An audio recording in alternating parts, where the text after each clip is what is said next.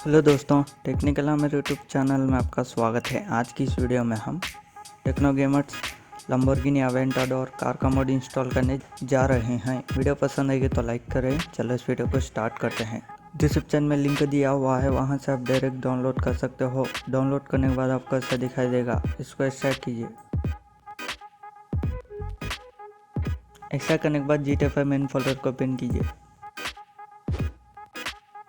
GTA 5 main folder open करने के बाद मॉड्स में जाइए। उसके बाद अपडेट x64 DLC पैक्स, उसके बाद एक्स्ट्रा किया हुआ फोल्डर पर आ जाए। आने के बाद यहाँ वैंस 1 2 3 का एक फोल्डर दिख रहा है, उसको GTA 5 DLC पैक्स पर ड्रैग एंड ड्रॉप कीजिए।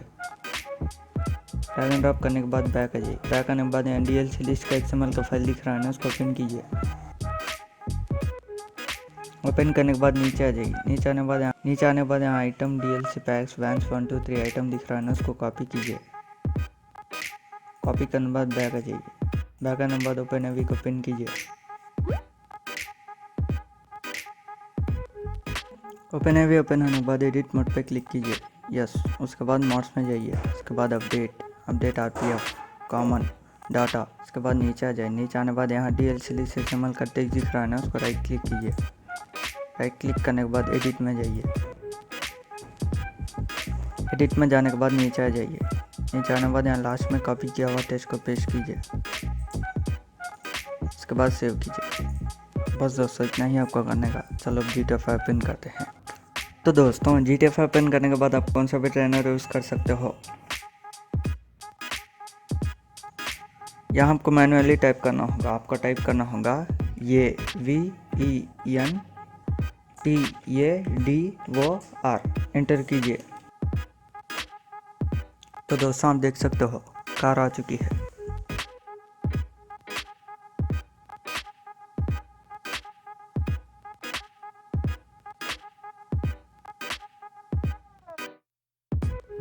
मैं आपको इसका इंटीरियर भी दिखा देता हूँ।